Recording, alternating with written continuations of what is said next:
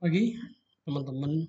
Ketemu kembali dengan saya Suwarno dalam pembahasan mata kuliah Auditing 2. Hari ini kita akan membahas materi audit siklus jasa personalia, khususnya tentang pengendalian dan pengujian substantif.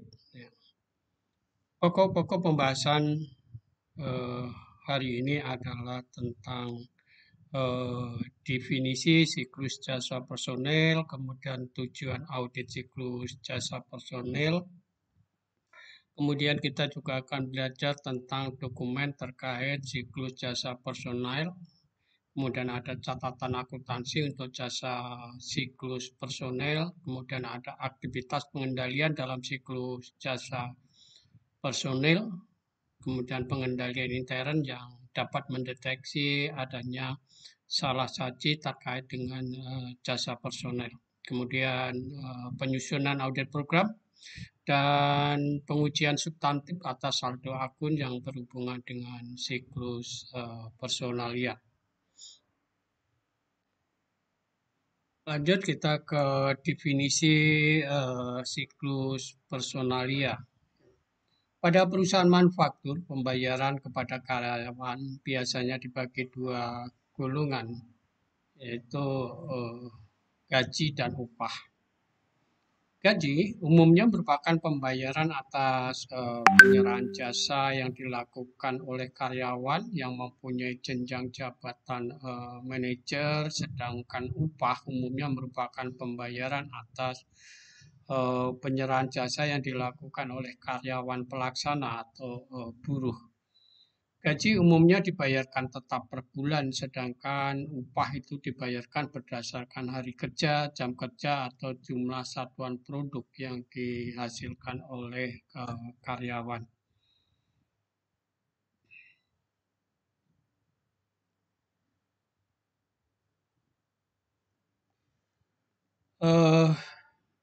Pada perusahaan yang bergerak di bidang manufaktur, siklus jasa personel itu melibatkan beberapa fungsi, yaitu fungsi personalia, kemudian fungsi akuntansi, fungsi keuangan. Untuk fungsi personalia ini memiliki tanggung jawab yang berkaitan dengan SDM seperti penentuan besarnya penggajian, tunjangan dan upah karyawan, kemudian ada promosi jabatan atau penurunan jabatan karyawan, penentuan jabatan karyawan, dan pengangkatan karyawan, serta hal lainnya. Fungsi akuntansi memiliki kewajiban mengenai catatan terkait dengan beban tenaga kerja dan pendistribusian biaya tenaga kerja untuk kebutuhan perhitungan biaya produk dan melakukan pengawasan terhadap beban tenaga kerja.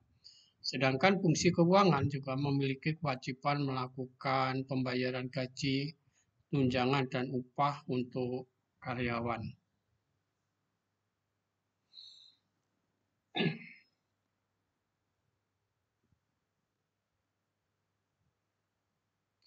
Tujuan siklus jasa personalia, ya, itu kelompok asersi ini terdiri dari keberadaan atau keterjadian, kelengkapan, kemudian hak dan kewajiban, kemudian ada penilaian atau alokasi, kemudian ada penyajian dan pengungkapan.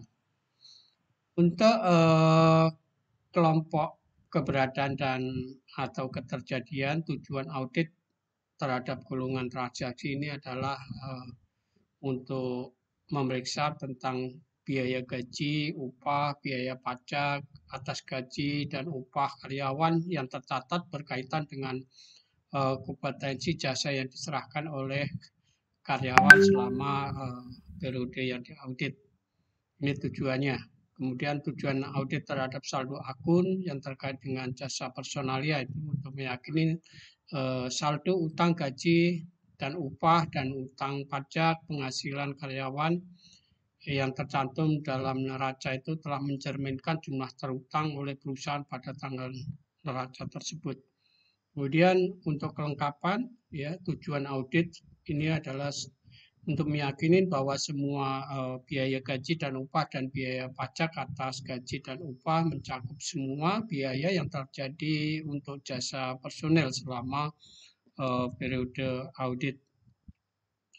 Kemudian tujuan audit terhadap saldo akun ini adalah bahwa saldo utang gaji dan upah utang, pajak, penghasilan mencakup semua kewajiban kepada personel dan pemerintah pada tanggal neraca. Kemudian untuk hak dan kewajiban, ya, utang gaji dan upah dan utang pajak penghasilan karyawan merupakan kewajiban perusahaan pada tanggal neraca. Lanjut kita ke penilaian atau alokasi. Semua transaksi yang berkaitan dengan jasa personel telah dicatat dalam jurnal, kemudian diringkas dan diposting ke dalam akun secara benar.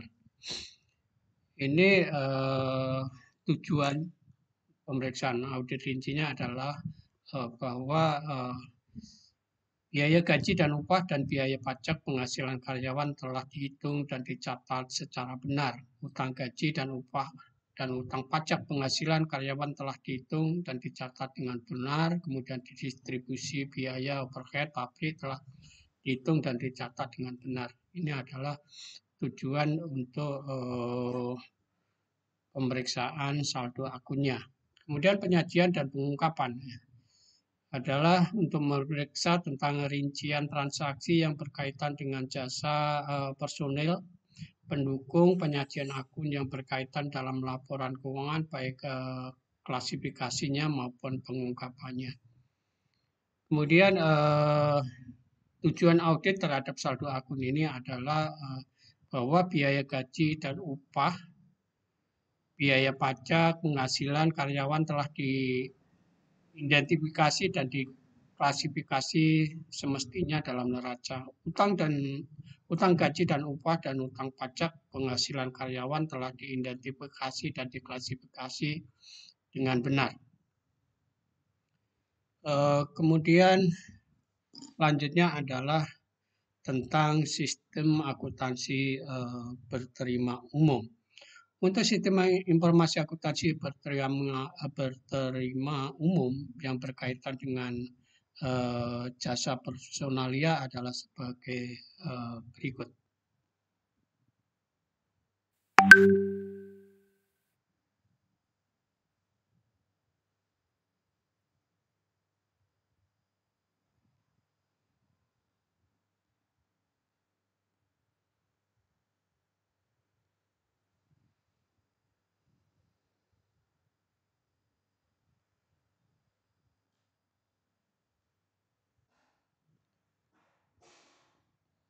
Untuk informasi akuntansi berkaitan dengan siklus jasa personalia.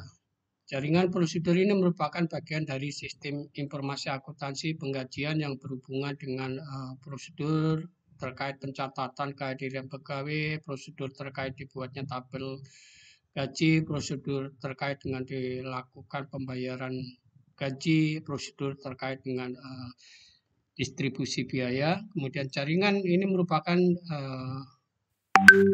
dari sistem informasi akuntansi untuk pengupahan ya, yang berhubungan dengan siklus jasa personalia. Ini terkait dengan prosedur pencatatan kehadiran pegawai, kemudian prosedur terkait dibuatnya tabel dan upah, ya.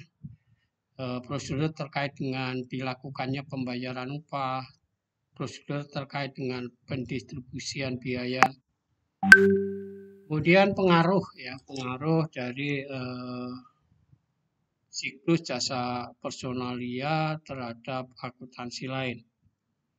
Siklus jasa personalia akan memberikan pengaruh kepada beberapa akun seperti beban, biaya tenaga kerja langsung, biaya overhead, ya, yang sebenarnya beban marketing, biaya administrasi dan umum, kemudian utang PPh karyawan dan juga utang pensiun.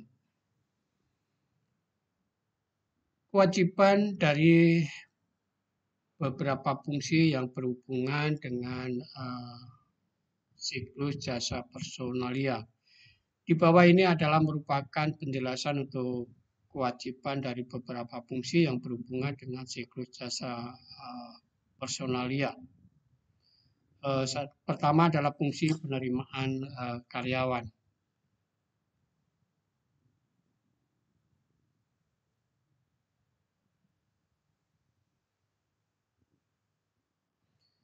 Fungsi penerimaan karyawan adalah memiliki kewajiban untuk melakukan kandidat karyawan perusahaan. Ya.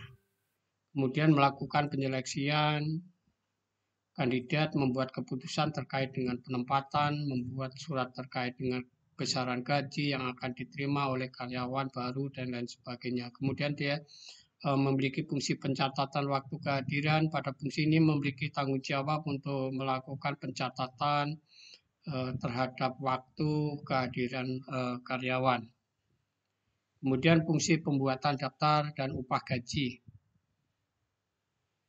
Pada fungsi ini memiliki kewajiban untuk melakukan perhitungan terkait pendapatan yang diperoleh oleh karyawan dan dari perhitungan tersebut akan dimasukkan ke dalam daftar penggajian dan upah yang akan dilanjutkan kepada fungsi pembuatan kas keluar. Kemudian fungsi pembuat bukti kas keluar. Pada fungsi ini memiliki tanggung jawab dalam pembuatan perintah kas keluar yang akan dikeluarkan oleh perusahaan yang berkaitan dengan penggajian dan upah.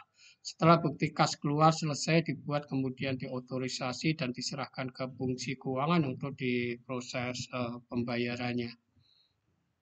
Kemudian ada fungsi akuntansi biaya. Fungsi ini juga bertanggung jawab untuk mencatat distribusi biaya ke dalam kos produk dan kartu biaya berdasarkan rekap daftar gaji dan upah dan kartu jam kerja untuk tenaga kerja langsung publik. Kemudian ada fungsi pembayaran gaji dan upah. Fungsi ini memiliki tanggung jawab untuk melakukan pengecekan terkait pembayaran gaji dan upah dan kemudian mencairkan cek ya, ke bank setelah dalam bentuk uang. Setelah cek tersebut dicairkan dan menerima uang dalam tunai, uang tersebut siap untuk diberikan ke karyawan atau dibayarkan kepada karyawan atau buruh. Fungsi akuntansi umum. Pada fungsi ini memiliki kewajiban untuk melakukan pencatatan gaji dan upah dan membuat jurnal umum.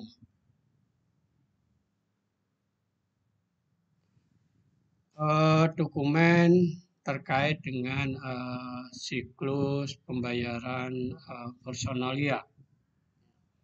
Berikut ini merupakan dokumen yang berkaitan dengan siklus personalia, yaitu dokumen pendukung yang berhubungan dengan perubahan gaji dan pengupahan. Untuk dokumen pendukung biasanya dibuat oleh bagian kepegawaian yang berkaitan dengan karyawan. Dokumen tersebut meliputi surat keputusan mengenai kenaikan penerimaan tenaga kerja yang baru, kemudian surat kenaikan kepangkatan, surat perubahan tarif upah, surat penurunan pangkat, dan lain sebagainya.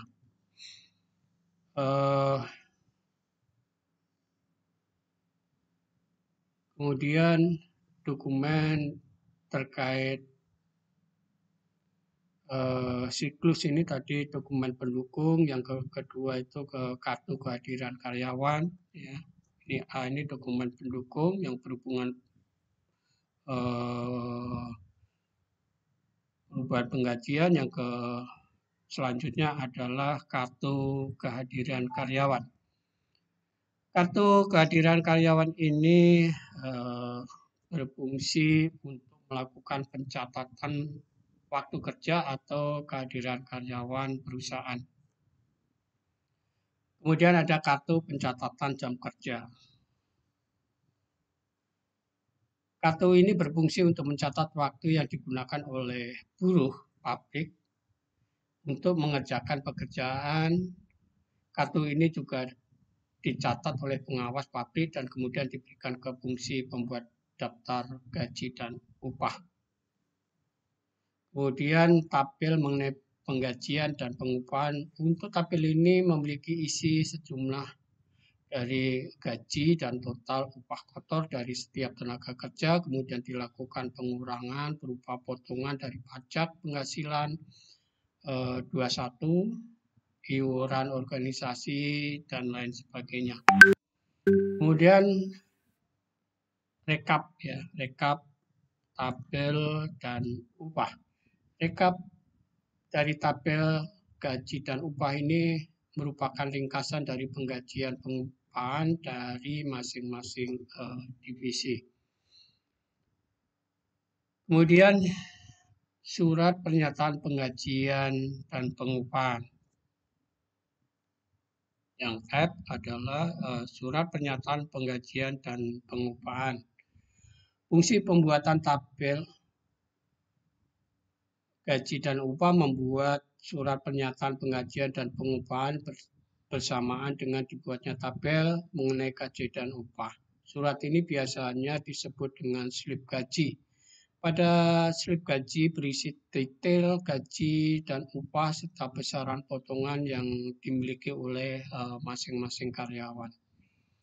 Yang selanjutnya adalah amplop. Pada saat pembayaran gaji dan upah, uang yang akan diterima dengan menggunakan amplop. Pada amplop tersebut sudah tertera nama pegawai, NIK, nomor induk karyawan, serta nominal gaji bersih karyawan tersebut. Ini kalau penggajiannya secara manual, tapi kalau penggajiannya melalui pindah buku atau sudah melalui bank, tentu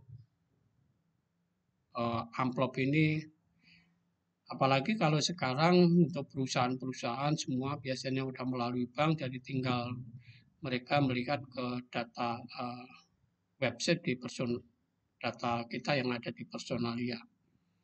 Kemudian bukti untuk kas keluar ya. Fungsi bukti kas keluar membuat surat terkait dengan kas keluar yang akan berisi informasi mengenai penggajian dan pengupahan, kemudian surat tersebut diserahkan ke fungsi pengeluaran kas.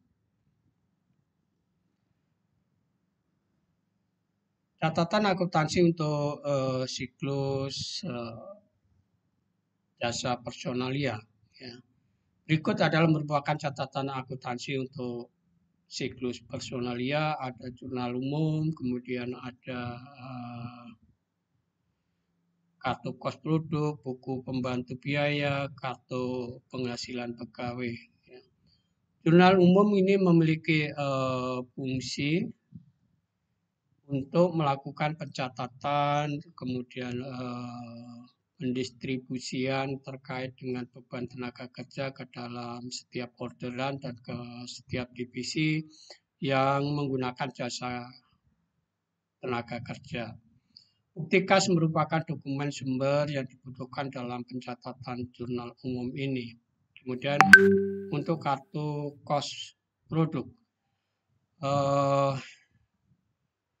Kartu kos produk memiliki fungsi untuk melakukan pencatatan terkait dengan upah tenaga kerja langsung yang dikeluarkan untuk setiap orderan khusus atau tertentu yang didapat oleh perusahaan yang dalam pencatatannya menggunakan buku pembantu.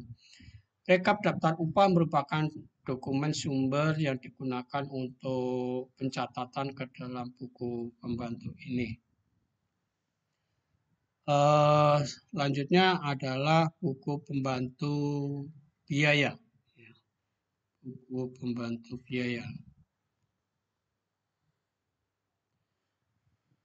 Buku pembantu biaya ini berfungsi untuk melakukan pencatatan terkait dengan upah tenaga kerja dan upah tenaga kerja langsung dari masing-masing divisi. Selanjutnya adalah kartu penghasilan pegawai. Kartu ini merupakan kartu yang akan diterima oleh pegawai yang berisi mengenai gaji dan upah beserta potongannya.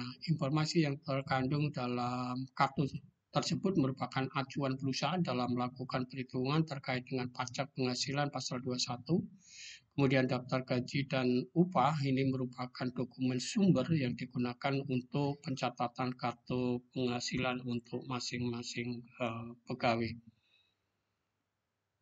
Aktivitas pengendalian yang diperlukan dalam siklus jasa personalia. Ini ada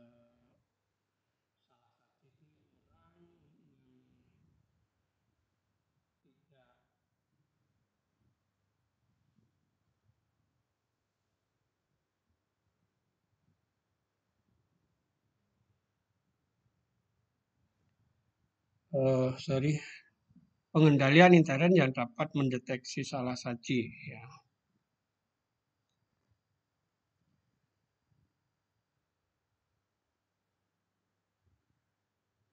Berikut ini adalah merupakan aktivitas dari pengendalian yang dapat mencegah dan mendeteksi adanya salah saji.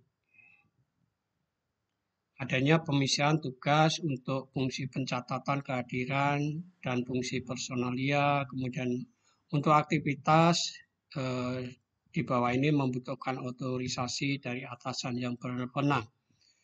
Bahwa setiap karyawan yang termasuk dalam tabel gaji dan upah memang benar-benar karyawan perusahaan yang masih aktif.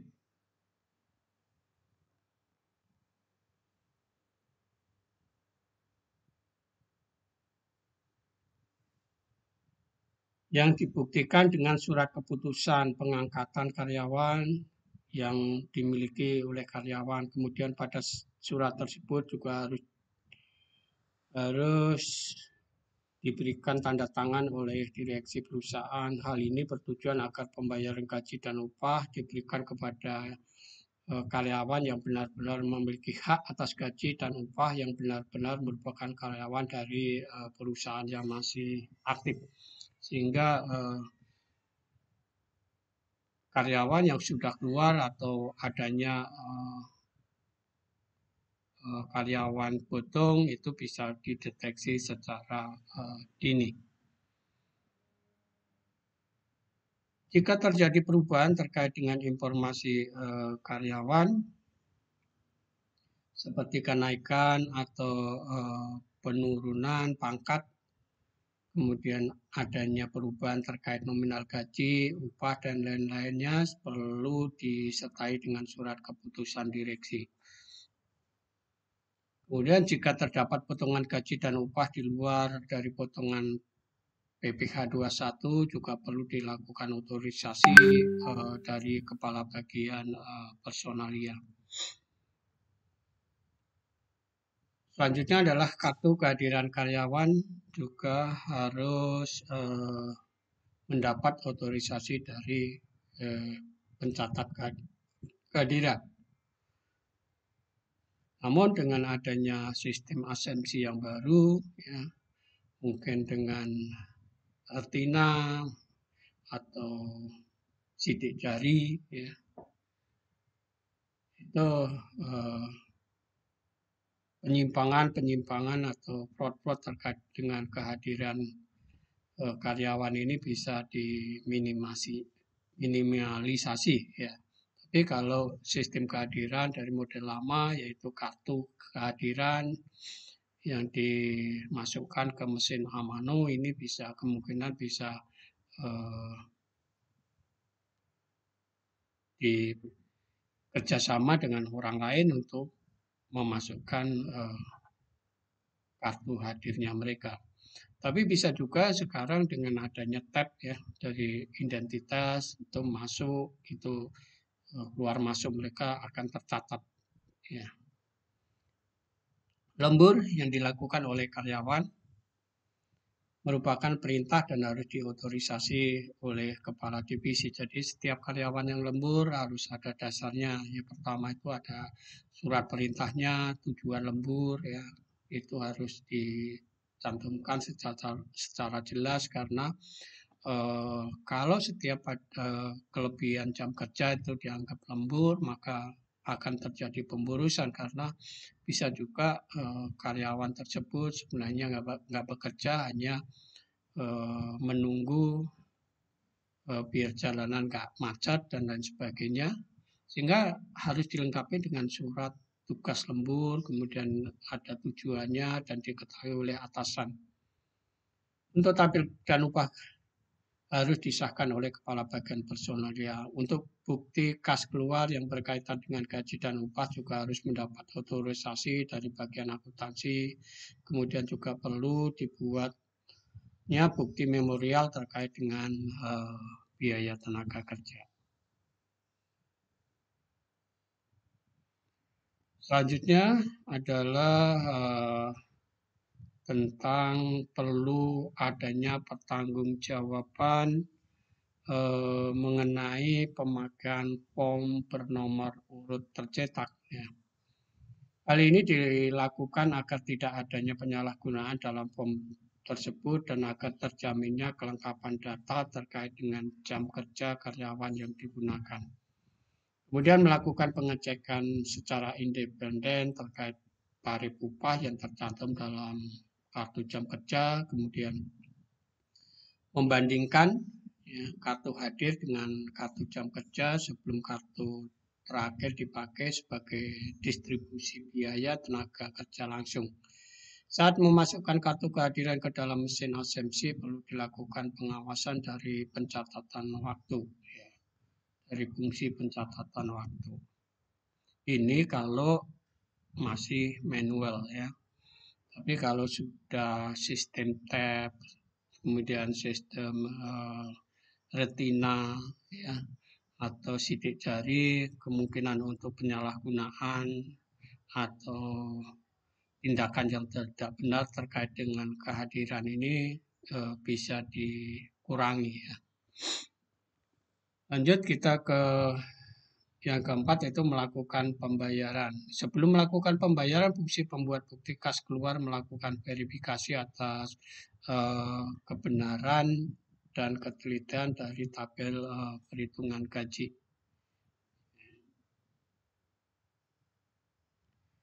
Pelaksanaan pembayaran untuk upah dan gaji. Kemudian lakukan rekonsiliasi.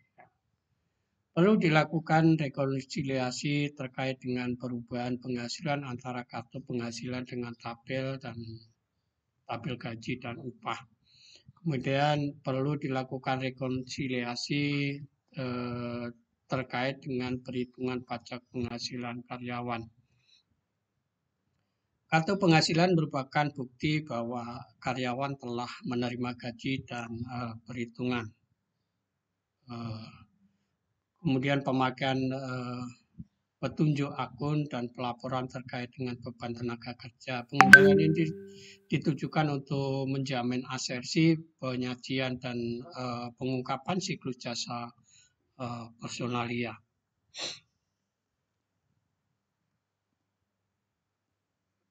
Selanjutnya adalah kita akan belajar tentang bagaimana menyusun audit program untuk pengujian pengendalian siklus jasa personel. Teman-teman harus melakukan pengamatan terhadap pemisahan fungsi pembuatan daftar gaji dan upah dari fungsi pembayaran gaji dan upah dan fungsi pencatatan waktu dari fungsi operasional. Untuk membuktikan adanya pemisahan fungsi pembuat daftar gaji dan upah dari fungsi pembayaran gaji dan upah, auditor harus melakukan pengamatan terhadap kedua fungsi tersebut dalam melaksanakan kegiatan pembayaran gaji dan upah, termasuk juga dengan fungsi pencatatan waktu hadir dari fungsi operasional dan melaksanakan pengumpulan jam hadir karyawan untuk salah satu dasar pembuatan gaji dan upah.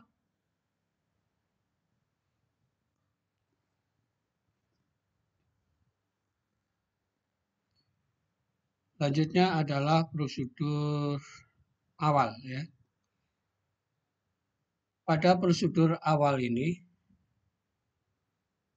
yang perlu dilakukan adalah melakukan pengamatan terhadap pembayaran gaji dan upah dan pemisahan fungsi. Ya, lakukan pengamatan terhadap pembayaran gaji dan upah dan meyakini telah dilakukan adanya pemisahan fungsi. Lakukan pengamatan terhadap pencatatan waktu hadir dan jam kerja, kemudian teman-teman bisa melakukan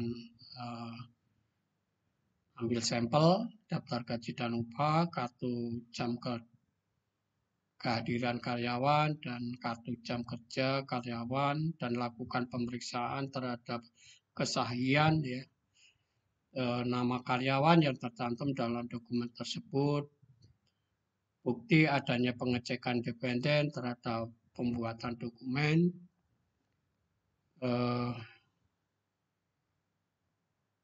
Ini adalah hal yang penting yang perlu dilakukan pada saat awal melakukan pemeriksaan terhadap pengujian pengendalian terhadap siklus jasa personalia.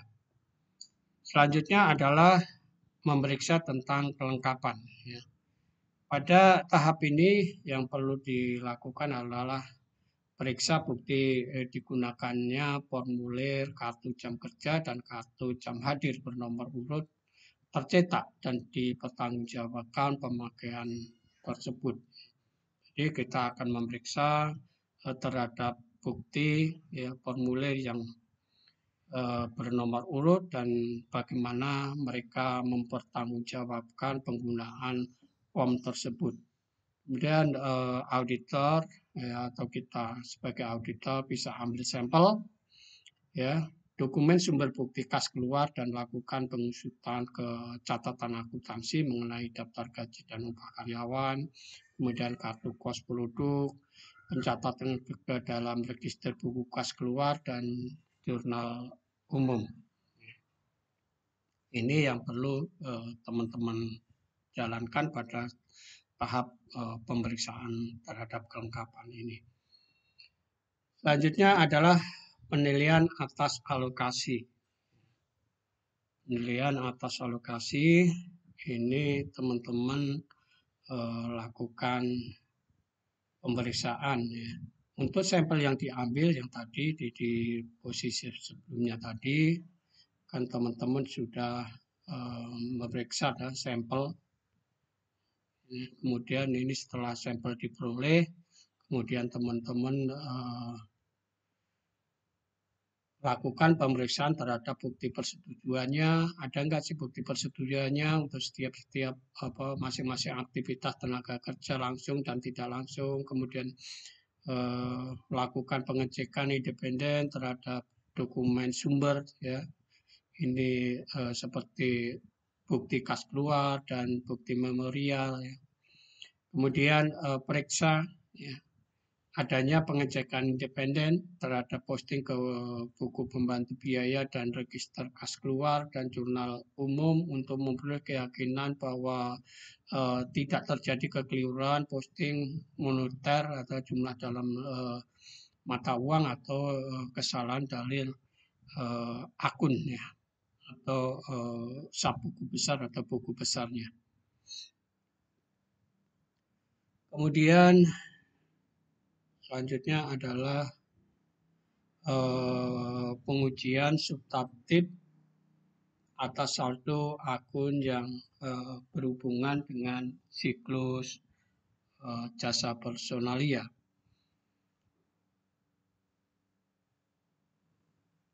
Saldo akun yang berhubungan dengan siklus personal itu yaitu terdiri dari hutang ya, hutang terkait dengan hutang pajak penghasilan karyawan, hutang yang berkaitan dengan penggajian dan pengupahan, hutang yang berkait dengan dana bonus dan komisi, hutang yang berkait dengan dana pensiun ya.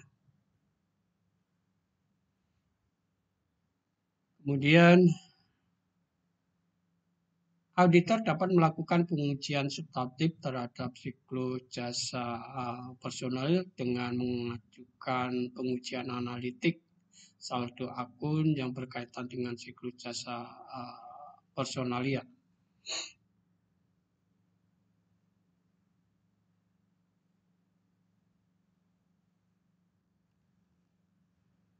Yang pertama, melakukan perhitungan ulang terhadap gaji dan upah.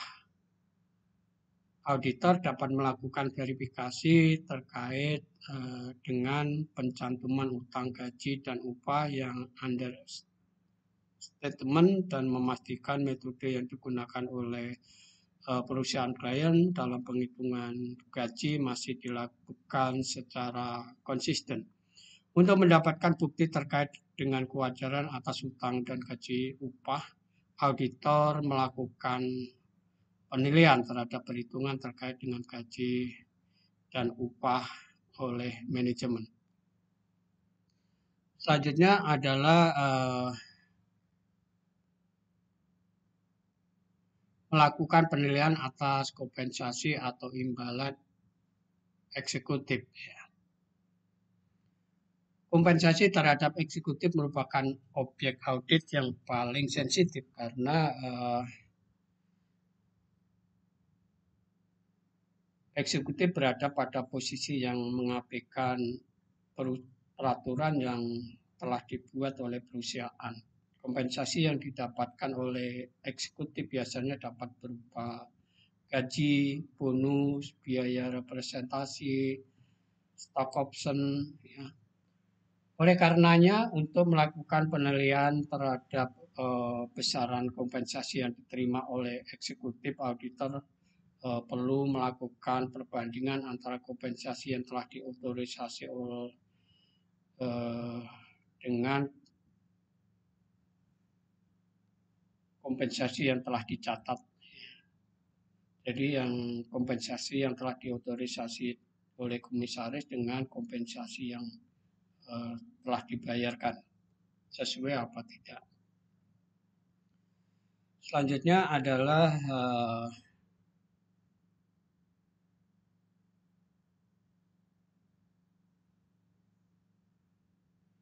pengujian substantif saldo akun yang berhubungan dengan siklus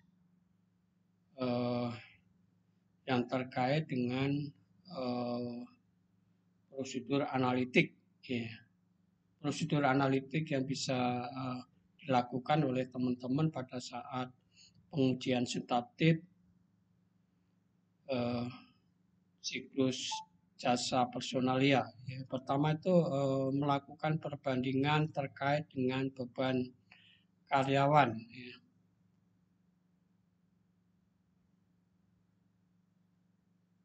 Seperti upah, gaji, bonus, dan lain-lain. Auditor dapat membandingkannya dengan cara melihat beban karyawan pada tahun sebelumnya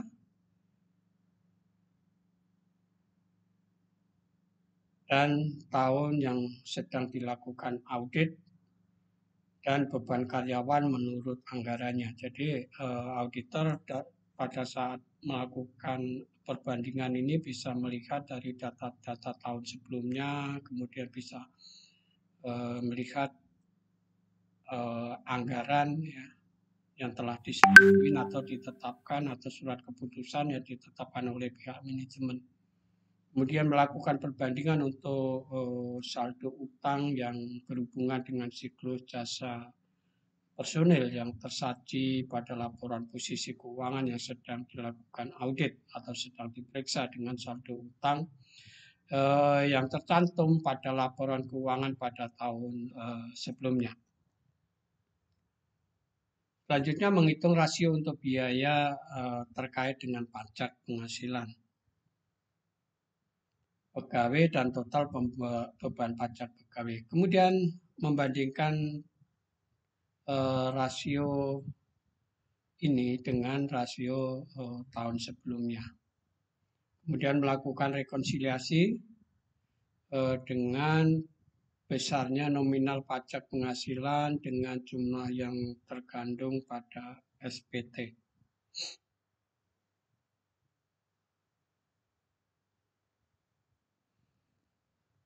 Contoh soal bagi teman-teman ya, sebutkan apa saja yang merupakan dokumen terkait dengan siklus jasa personel, jelaskan catatan akuntansi dalam siklus jasa personel, kemudian jelaskan mengenai pengujian substantif yang dilakukan auditor untuk siklus jasa personel. Kemudian buat flowchartnya ya. Jadi setelah teman-teman mengikuti pembelajaran yang kita sampaikan tentu bisa menjawab dari beberapa pertanyaan ini.